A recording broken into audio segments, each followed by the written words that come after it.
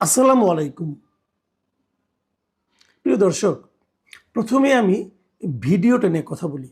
সবচেয়ে ভালো হতো যদি ভিডিওটা আপনাদেরকে দেখাতে পারতাম, কিন্তু আমি আর দেখাতে চাই না। এমনিতেও আমি ভিডিও দেখাই না, তারপরে আমি এই ভিডিওটা তো দেখাতে চাই না। কারণ যে কারণে এই ভিডিওটা নিয়ে কথা বলবো, সেই কারণে এই ভিডিওটা আরেকবার দেখানো ঠিক হবে না। ভিডিওটাতে দুটো চরিত্র। একজন হলেন আপনাদের খুবই পরিচিত মুখ, আমাদেরও পরিচিত মুখ, আমার খুব পছন্দের একটা মুখ। আমি ব্যক্তিগতভাবে তাকে খুব পছন্দ করি।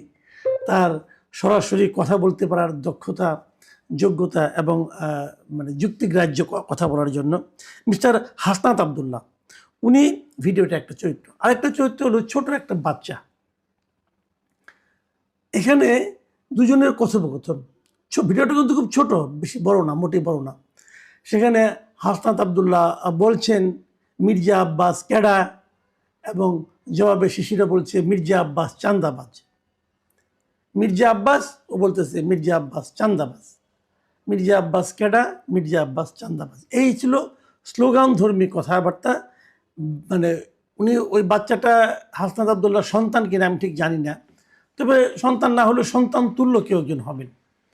তো এইভাবে দুজনে, মানে আমরা যেরকম ছোটোবেলা আমরাও করেছি এরকম, আমরা আমাদের পিতাদের সঙ্গে এরকম করেছি যে বাবা একটা কথা বললো আমরা সেটা জবাব দিলাম, অথবা আমার সন্তানের সঙ্গে আমি এই ধরনের আচরণ করেছি। কোনো একটা বিষয়ে আমরা দুজন শুয়ে শুয়ে কথা বলতাম। এরকম একটা শুয়ে শুয়ে কথা বলার জন্য মানে যেরকম পরিবেশ থাকা দরকার, ঠিক সেরকম পরিবেশেই তারা কথাগুলি বলছিলেন। এই ভিডিওটা খুবই ভাইরাল হয়ে যায়, সবাই দেখতে থাকে এবং নানা ধরনের সমালোচনা এটা হতে থাকে যে এই ধরনের ভিডিও দেওয়া ঠিক কিনা। এই ভিডিওটা আমাকে গতকালকেই সকালের দিকে একজন পাঠিয়েছিলেন। তো এবং আমারই একজন সিনিয়র ভাই, উনি বললেন যে দেখেন এটা কি ঠিক, এটা কি নৈতিকভাবে সে কাজটা ঠিক করলো। তো আমি কালকেই চেয়েছিলাম এটা কিছু বলবো, কালকে না বলে ভালো করেছি। কালকে বলতে কালকে আমি সন্ধ্যার দিকে করতাম, বলতাম হয়তো ভালো করেছি, মানে তারপরে কিছু ফলো আপ ঘটনা আছে, সেটাও আপনাদেরকে আমি বলবো। তবে আমি কালকেই করি নাই কি কারণে সেটা একটু বলি। সেটা হলো এই ধরনের আজকাল সোশ্যাল মিডিয়ায় না নানা ধরনের কথাবার্তা কিন্তু থাকে, এবং সেই কথাবার্তার প্রেক্ষিতে নানা ধরনের ভুল বুঝাবুঝিও হয়। যেমন কিছুদিন আগে এই হাসনাত আবদুল্লাহরই দুটো আপনার পোস্ট নিয়ে আমি কথা বলেছিলাম। তো একটা পোস্ট হাসনাত আবদুল্লাহ দিয়েছিলেন, আরেকটা পরে যেটা কথা বলেছিলাম, পরে হাসনাত আবদুল্লাহ আমাকে ফোন করে বলেছিলেন যে এই কথাগুলো তো আমি বলি নাই, ওইটা আসলে আমার না, আমার নামে অন্য কেউ চালাচ্ছে। সোশ্যাল মিডিয়ায় কিন্তু এগুলিও হয়, অন্য কেউ চালায়, এমনভাবে কথা বলেছেন উনি বলেছেন। তো ওই অভিজ্ঞতার কারণেই আমিও পরে দেখলাম যে হ্যাঁ না, ওনার বক্তব্যই ঠিক। তো সেই কারণে আমি কালকে আর করিনি। কিন্তু কালকে রাত 9টার দিকে হাসনাত আবদুল্লাহ নিজেই তার ফেসবুক পেজে, তার ভেরিফাইড ফেসবুক পেজে ওই যে ছবি ভিডিওটা, ওটার একটা ব্যাখ্যা দিয়ে উনি দুঃখ প্রকাশ করেছেন। উনি বলেছেন এই কাজটা ঠিক হয়নি। আমি প্রিয় দর্শক আপনাদের জন্য ওই পুরো ব্যাখ্যাটা, ওনার পোস্টে পুরো ব্যাখ্যাটা আপনাদেরকে আমি একটু পড়ে শোনাবো। উনি লিখেছেন, সম্প্রতি সামাজিক যোগাযোগ মাধ্যমে একটি ভিডিও ছড়িয়ে পড়েছে যেখানে বিএনপির একজন সিনিয়র নেতাকে নিয়ে আমাকে আপত্তিকর মন্তব্য করতে দেখা যায়।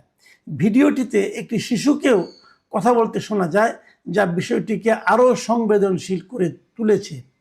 উল্লেখ্য, ভিডিওটি নির্বাচনকালীন সময়ে ধারণ করা হয়েছিল এবং এটি আমাদের একটি ক্লোজড গ্রুপে সীমাবদ্ধ ছিল। তবে গতকাল এই ভিডিওটি বিভিন্ন সামাজিক যোগাযোগ মাধ্যমে ছড়িয়ে পড়ে। ভিডিওটির জন্য আমি নিঃশর্ত আন্তরিকভাবে দুঃখ প্রকাশ করছি। এই কাজটি করা কোনোভাবেই উচিত হয়নি। ভবিষ্যতে যেন এ ধরনের অনাকাঙ্ক্ষিত ঘটনা পুনরাবৃত্তি না ঘটে এবং রাজনৈতিক পরিমণ্ডলে পারস্পরিক শালীনতা ও সৌহার্দ্য বজায় থাকে তা নিশ্চিত করতে আমি দৃঢ় প্রতিজ্ঞ। ফ্যাসিবাদ উত্তর রাজনীতিতে ব্যক্তিগত আক্রমণ, ঘৃণা বা বিদ্বেষ ছড়িয়ে রাজনৈতিক সৌহার্দ্য ও পারস্পরিক শ্রদ্ধাবোধ নষ্ট করার সংস্কৃতিকে আমরা কোনোভাবেই সমর্থন করি না। সুস্থ, সহনশীল ও দায়িত্বশীল রাজনৈতিক চর্চাই সবার প্রত্যাশা। আমার কাজের জন্য আমি আবারও দুঃখ প্রকাশ করছি। হাসনাত আবদুল্লাহর এই যে পোস্ট আমি আপনাদের টোটালটা পড়ে শোনালাম, এই জন্যই পড়লাম যে এই পোস্টটা পড়ে আমি মুগ্ধ, আসলে মুগ্ধ। আমি খুবই খুশি হয়েছি। দেখেন, মানুষ মাত্রই ভুল করতে পারে। পৃথিবীতে আপনি একটা মানুষ খুঁজে পাবেন না, আমি আমাদের হযরত মুহাম্মদ সাল্লাল্লাহু আলাইহি ওয়াসাল্লামের কথা বাদ রাখছি, এর বাইরে একটা মানুষ আপনি খুঁজে পাবেন না যার জীবনে কোনো ভুল নাই, পাবেন না। সবারই কিছু না কিছু ভুল আছে, কিন্তু সেই ভুলটা স্বীকার করতে পারার মতো মানসিকতা, এটাই হলো সবচেয়ে গুরুত্বপূর্ণ। কেউ ভুল স্বীকার করে না, কিন্তু ভুল স্বীকার করতে চায় না। কিন্তু হাসনাত আবদুল্লাহ ডিটেল লিখে উনি ওনার ভুলটা স্বীকার করেছেন এবং উনি দুঃখ প্রকাশ করেছেন। এই যে মানসিকতা, এই যে চর্চা, এই যে আচরণ, এটাকে কিন্তু প্রশংসা করতেই হবে। আমি সেই ওনার সেই যে পোস্ট যেটা আছে, সেই পোস্টটা আমি দেখেছি এবং দেখার পর সেখানে আমি এটাও দেখেছি যে সেখানে কতগুলি মানুষ রিয়াকশন দিয়েছে, কতগুলি মানুষ কমেন্ট করেছে। আপনি শুনলে অবাক হবেন, আমি ম্যাক্সিমাম কমেন্টগুলো পড়েছি। আমি দেখেছি প্রায় এখানে যে 3 লাখ মানুষ এটাকে দেখেছে এবং মানে রিয়াকশন দিয়েছে এবং 22,700 মানুষ এখানে কমেন্ট করেছে। এই মানে কমেন্টটা, ওনার পোস্টটা 3,000 শেয়ার হয়েছে, মানে একটা বিশাল অনেক লোকের ইনভলভ হয়েছে এবং ম্যাক্সিমাম রিয়াকশনগুলি কিন্তু পজিটিভ রিয়াকশন।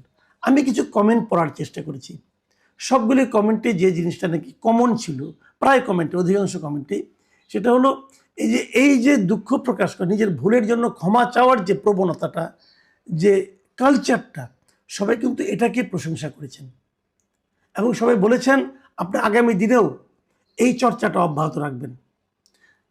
এই যে কথাটা বলছে, একজন লোক ভুল করেছে, ভুল স্বীকার করেছে, সবাই হুমড়ি খেয়ে সেখানে প্রশংসা করছে কেন? অথবা আমি বা কেন ওনার একটা ভুল স্বীকার নিয়ে একটা কন্টেন্ট করতে যাচ্ছি, সেই ব্যাখ্যাটা একটু করতে চাই। আসলে আমাদের এখানে ভুল স্বীকারের কোনো কালচার নাই। কিছুদিন আগে আমরা দেখেছি আমাদের যোগাযোগ মন্ত্রী মিস্টার রবিউল আলম রবি, শেখ রবিউল আলম রবি, উনি কিন্তু চাঁদাবাজি নিয়ে একটা কথা বলেছিলেন। উনি বলেছিলেন এটা চাঁদা এবং চাঁদা নেওয়া এবং চাঁদাবাজি নাকি এক না, আপোষে নিলে সেটা চাঁদাবাজি নয়, এরকম নানা রকম কাহিনী। এটা উনি ব্যাখ্যা দিতে, পরের দিন আবার উনি এমনভাবে কথাটা বলেছেন যে ওনাকে আবার পরের দিন ব্যাখ্যা দিতে হয়েছে এবং সেই ব্যাখ্যা কি সবার কাছে গ্রহণযোগ্য হয়েছে? আমার কাছে হয় নাই, অন্যদের কাছে কি হবে? কারণ উনি আগের দিন কি বলেছেন সেটা তো আমি নিজেই শুনেছি, ওটা তো ভিডিও এখনও আছে, উনি ব্যাখ্যা দিয়েছেন। এবং তারপরে উনি আবার দেখলাম গতকালকে আবার সেই একই কথা রিপিট করছেন। উনি আবারও বলছেন যে চাঁদাবাজির পক্ষে ওনার বক্তব্য উনি দিচ্ছেন, চাঁদার পক্ষে দিচ্ছেন বক্তব্য। এখন এই যে জিনিসটা, উনি কিন্তু ওনার এই ভুলটাকেই সত্য প্রমাণ করার জন্য উঠে পড়ে লেগেছেন।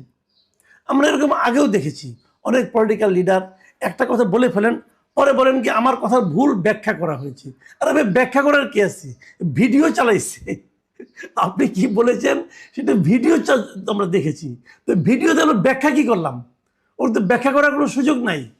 এরকম অনেক উদাহরণ আপনি পাবেন। এর মধ্যে আমরা অন্তর্বর্তীকালীন সরকারের সময় দেখেছি, তারপরে দেখেছি, তার আগে দেখেছি। পলিটিক্যাল লিডাররা ভুল স্বীকার করেন না। ভুল মানুষের হতে পারে এবং ভুল স্বীকার করাটাই মানবিক। যদি কেউ ভুল স্বীকার না করে তাহলে সে নিজেকে আর মানুষ মনে করে না, নিজেকে মহামানব বা আনব মনে করে অথবা ফেরেশতা মনে করে। ভাই, মহামানব অথবা ফেরেশতা সাজার চেষ্টা করেন না, মানুষ থাকেন। মানুষ থাকলে মানুষ আপনাকে আপনার কাছের লোক মনে করবে। এটুকু হাসনাত আবদুল্লাহ প্রশংসা। এখন আরেকটা পয়েন্ট একটু কথা বলি। এই যে দৃশ্যটা আমি দেখেছি, ওই বাচ্চাটার হাতে কিন্তু একটা খেলনা পিস্তল ছিল, পিস্তলের মতো ছিল, ওটা খেলনা কিনা যায় না, খেলনাই হবে, একটা খেলনা পিস্তল ছিল। এবং খেলনা পিস্তল হাতে উনি যখন বলতেছেন হাসনাত আবদুল্লাহর কথার প্রেক্ষিতে, তখন কি এই বাচ্চাটাকে কিন্তু এক ধরনের, আমার কাছে মনে হয়েছে এক ধরনের অ্যারোগেন্সি শেখানো হচ্ছে। আমাদের বাচ্চাকে কিন্তু আমরা এইভাবে মানুষ করব না। আমি যারই বাচ্চা হোক, আমি হাসনাত আবদুল্লাহকে বলবো আপনার এটা রিয়াকশন হয়েছে, আপনি বলেছেন এটা আপনি নির্বাচনকালীন ওই টাইমটাতে আপনি এটা কাজটা করেছেন। নির্বাচন হয়ে গেছে তাও প্রায় আজকে 3 সপ্তাহ প্রায় হয়ে গেছে। কিন্তু তো এতদিন কিন্তু পরে যখন এটা ভাইরাল হয়েছে তখন আপনি বুঝতে পারছেন আপনি এটা ভুল করছেন। যখন আপনি সমালোচনার মুখে পড়ছেন তখন আপনি বুঝতে পারছেন এটা ভুল করেছেন।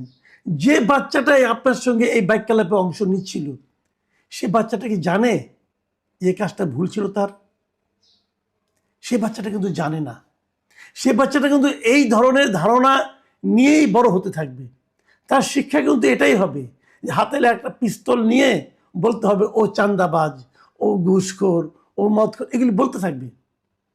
এখন এই প্রবণতাটাকে আপনি এতদিন কেন করেন না? এতদিন আপনি ওই বাচ্চাটাকে অথবা ওই বাচ্চার মাকে অথবা এদেরকে কি আপনি যে ভুলটা ফেসবুকে স্বীকার করলেন, সেই ভুলটাকে ওদের কাছেও স্বীকার করেছেন যে বাবা এই কাজটা তোমার বলা ঠিক হয় নাই, আমরা ওনাকে চাঁদাবাজ বলবো না? এটাও আবার আরেকটা ঝামেলা আছে। আরেকটা ঝামেলা কি আছে, যে এই যে আপনি বললেন যে ভিডিওটির জন্য আমি নিঃশর্ত আন্তরিকভাবে দুঃখ প্রকাশ করছি, এই কাজটি কোনোভাবে করা উচিত হয়নি, এই যে কথাটা বললেন, কোন কাজটা করা উচিত হয়নি এটা একটু আমি বুঝতে চাই। মানে মির্জা আব্বাসকে চাঁদাবাজ বলা উচিত হয়নি, নাকি মির্জা আব্বাসকে চাঁদাবাজ আমি বলতে পারবো, ক্লোজ গ্রুপে বলতে পারবো, কিন্তু এটাকে আমি পাবলিক করতে পারবো না, অথবা ভিডিও করলেও সেই ভিডিও ছড়িয়ে দিতে পারবো না, এটা ঠিক হয়নি? কোনটা? এটা কিন্তু আমার একটা বেসিক পয়েন্ট।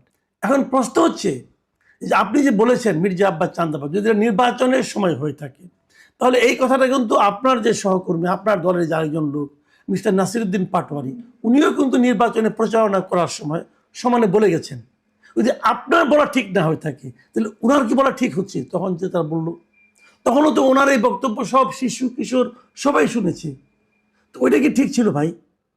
এই ব্যাখ্যাটা কিন্তু খুব জরুরি। আর আরেকটা কথা, যদি উনি চাঁদাবাজ আসলে হয়ে থাকেন, চাঁদাবাজকে তো চাঁদাবাজ বলা কোনো অন্যায় না, বলতেই পারেন আপনি। তো চাঁদাবাজের জন্য আমাদের কি করা উচিত? আপনি আইনের আশ্রয় নেবেন, কাউকে না কাউকে বলবেন, আইনকে মানে প্রশাসনকে বলবেন এই লোকটা চাঁদাবাজ, আমার হাতে তথ্য আছে, প্রমাণ আছে, সেটা আপনি সাপ্লাই দিবেন।